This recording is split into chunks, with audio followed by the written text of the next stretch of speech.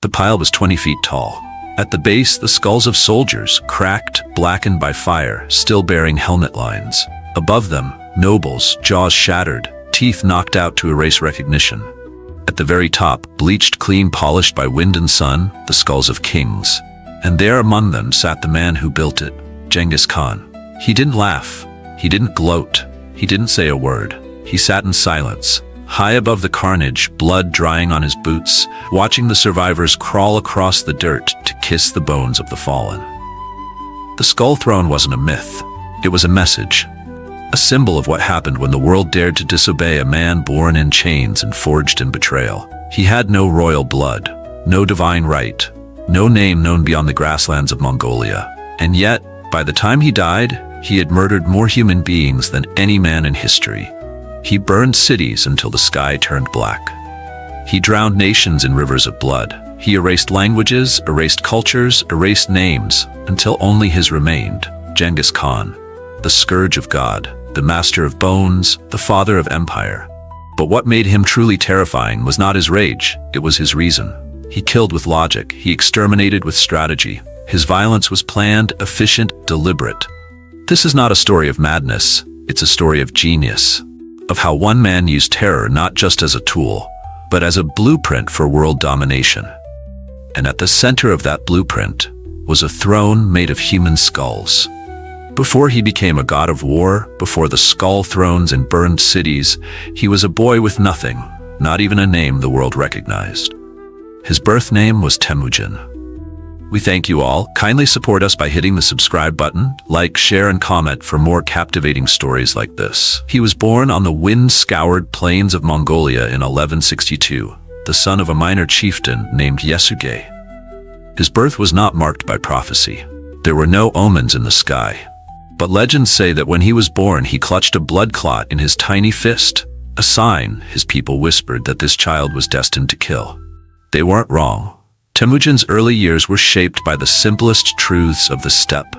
Survival is earned, and mercy is weakness. There were no castles, no books, no gold. Only tribes, each willing to burn the next for a single goat. When Temujin was 9, his father was poisoned by a rival clan, the Tatars, during a feast.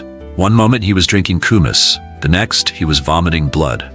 With Yesugei gone, Temujin's family lost its place in the tribal structure. His father's warriors abandoned them. Allies turned to enemies. The family, a mother and 7 children, was cast out into the wilderness. They nearly starved. Temujin hunted rats. His brothers fought over scraps. At times they fed on roots and rotting animal skins. His mother, Holun, kept them alive with sheer force of will, but Temujin watched her with a quiet fury. He did not want survival. He wanted power. Then came his first betrayal. At age 10, he caught his half-brother Bator hoarding food. In the lawless wilds of exile, hoarding was treason. Temujin and his full brother, Kasar, ambushed Bator and shot him through the neck with arrows. They left his body in the snow. There was no ceremony, no mourning, just survival, enforced by blood. Soon after, Temujin was captured by a rival tribe called the Taichiud. They treated him like livestock, tied his hands to a wooden yoke and paraded him through like a dog. He wasn't a warrior, he wasn't even a man, but he never bowed. One night during a thunderstorm, he broke his bonds and bludgeoned his guard with a stone. He ran into the night, barefoot and bleeding, surviving on insects and moss for days before reaching safety. The man who helped him escape, a lowly herder, would later be elevated to a general. Temujin never forgot loyalty, but he never forgot disloyalty either. By 16, he had begun forming his own alliances, not by birth, but by merit.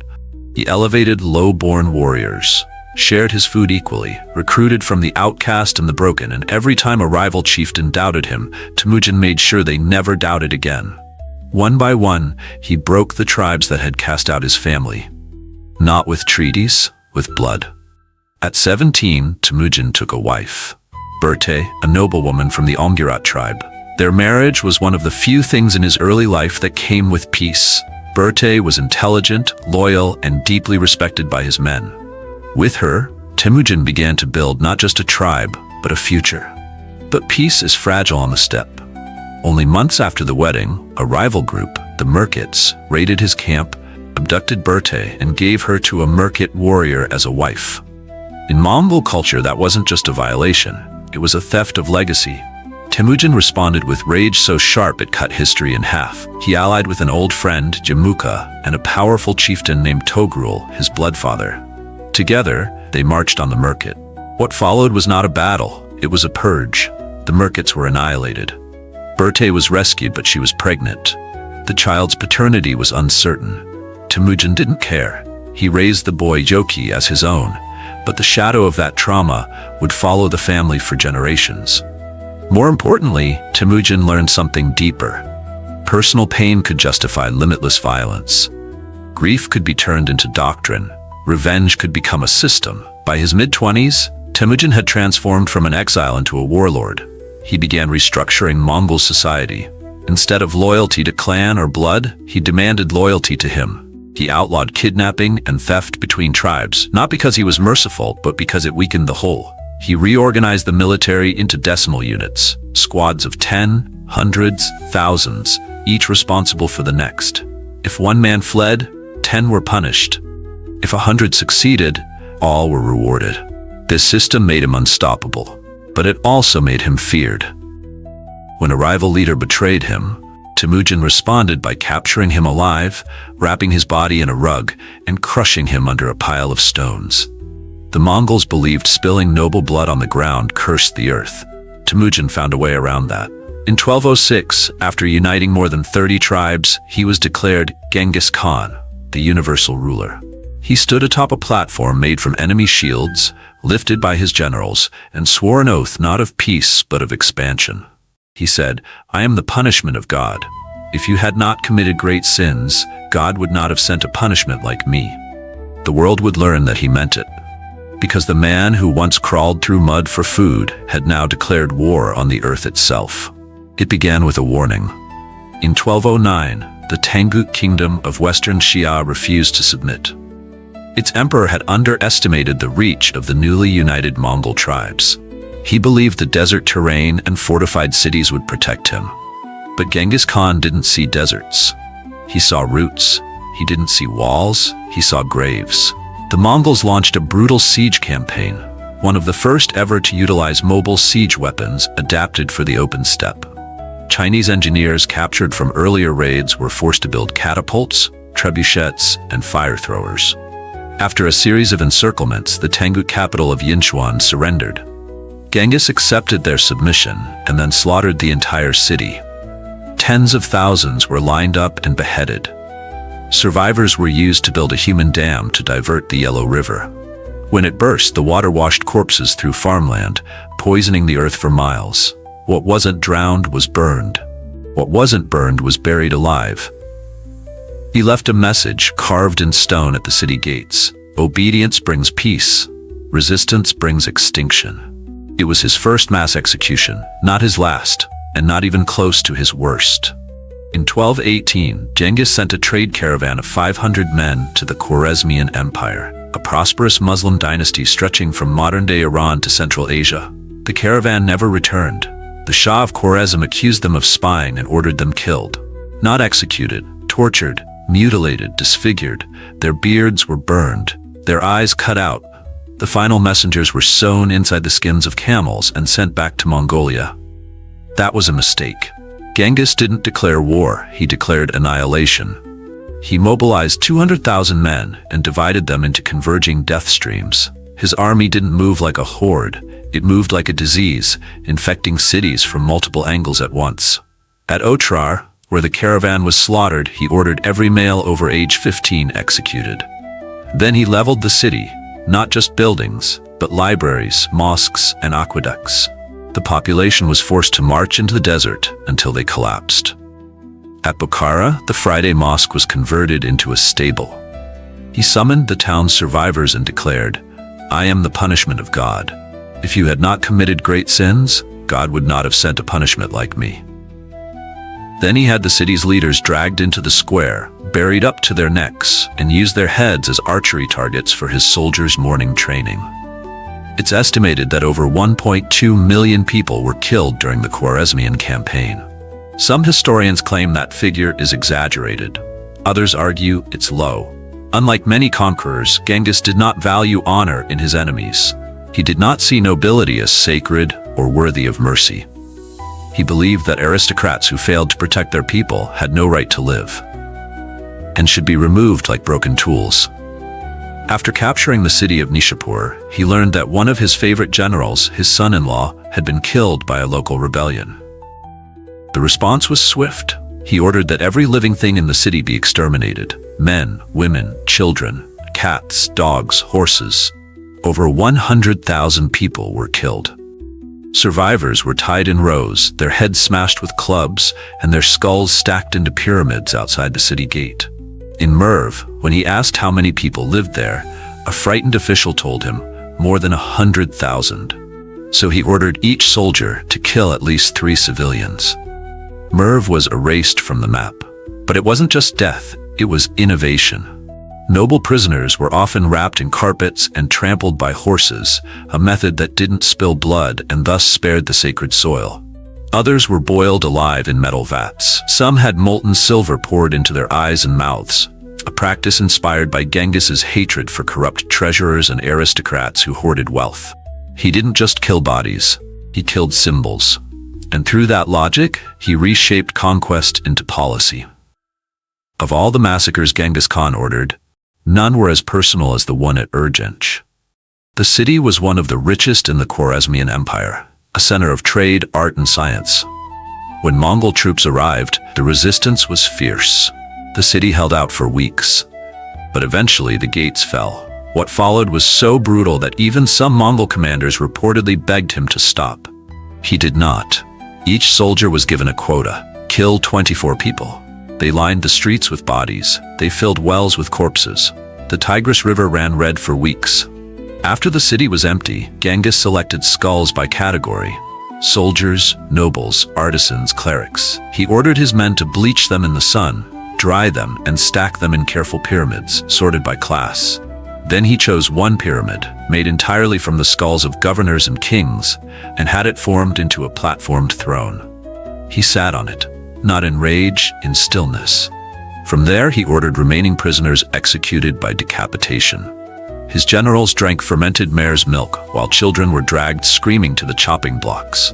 This wasn't excess, it was engineering. By the time the Mongols left, not a single building stood intact. Urgench had been scrubbed from existence, and in its place stood a throne of skulls, not as decoration, as proof. Proof that resistance would be recorded in bone. What came next was not peace. It was expansion, at a pace never before seen in human history. From the Sea of Japan to the Caspian, from Siberia to the Himalayas, Genghis Khan sent out armies like arteries. His generals, Subutai, Jibei Jochi, waged coordinated campaigns that outmaneuvered entire kingdoms. He conquered the Western Xia, the Jin dynasty of China, the Khwarezmian Empire, Eastern Persia, Georgia, Armenia, and the Russian principalities, all within 2 decades. Each campaign followed the same blueprint. 1. Offer surrender. 2. If accepted, spare the workers, enslave them, repurpose them. 3. If resisted, total annihilation. He used terror as policy. Cities who resisted were wiped out entirely so nearby towns would surrender without a fight. He saved soldiers by spending civilians. By 1227, he controlled the largest contiguous land empire in world history. But the true legacy wasn't the size. It was the method. Where other empires had built on gold, grain, or faith, Genghis built his on bones. Skulls were used as warning signs on roads, heads were mounted on pikes at city gates, Mongol warriors carved tally marks into their arrows to count kills. Some elite troops wore necklaces made of ears, trophies from the fallen. It was more than violence. It was a message that echoed in the wind of every burning city. You are nothing. We are the end. In conquest, Genghis Khan did not merely crush armies, he crushed cultures. When his forces swept into Central Asia and the Middle East, they didn't just target resistance, they targeted memory. Entire civilizations, their histories, sacred texts, and knowledge systems were systematically erased. In Nishapur, after the population was exterminated, Mongol soldiers entered mosques, ripped down Quranic verses, and burned the parchment for warmth. They melted down ceremonial chalices for arrowheads. Clerics were decapitated one by one. One historian recorded that every male descendant of the Prophet Muhammad in the city was executed publicly. At Herat, monks were tied together in rows, drenched in oil, and burned alive on temple floors. Buddhist shrines were desecrated. Pagodas were used as stables. In Persia, libraries, some containing books and scrolls older than Islam itself, were turned to ash. The Mongols were not irreligious. They simply believed no god was greater than Genghis Khan's will. And if temples were vessels of resistance or pride, they became targets. In some cities, entire intellectual classes were exterminated. Historians, mathematicians, poets, executed en masse, not because they posed a threat, but because they preserved memory. And memory could give birth to rebellion. One captured scholar was offered a choice: translate Mongol laws into Persian or be boiled alive in a bronze cauldron. He chose to work. His family was still executed. Genghis wanted to build an empire where history began with him, and that meant everything before him had to burn. Genghis Khan's death did not stop the carnage, it amplified it. His sons, Ogedei, Chagatai, Tolui, and Jochi, were raised in blood and ruled accordingly.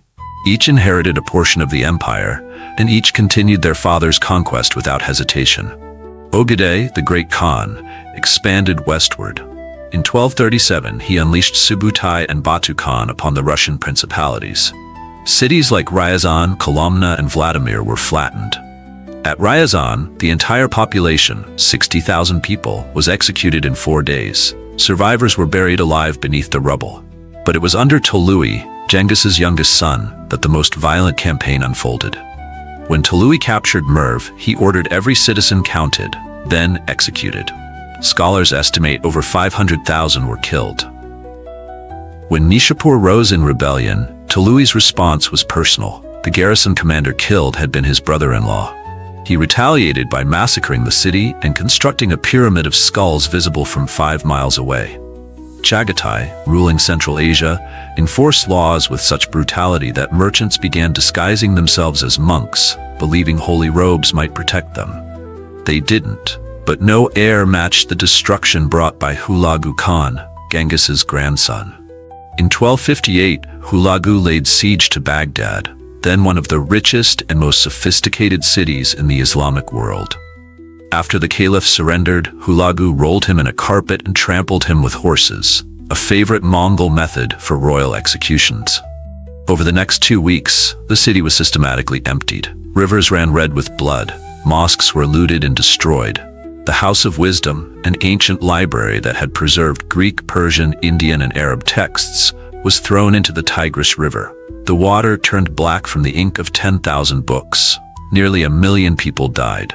The Mongols didn't just conquer, they rewrote the future in fire. In his final campaign, Genghis Khan turned toward Western Xia, a kingdom he had once defeated but allowed to survive under tribute. When the Tanguts resisted joining his invasion of the Khwarezmian Empire, Genghis swore to exterminate them. It would be his last vow. In 1226, he launched a campaign that turned the fertile plains of Western Xia into a graveyard. Villages were burned as sport. Refugees were driven into canyons and starved. In one instance, over 100,000 civilians were herded into a valley and firebombed with tar-soaked arrows. The Tangut capital, Ningxia, surrendered. The emperor pleaded for mercy.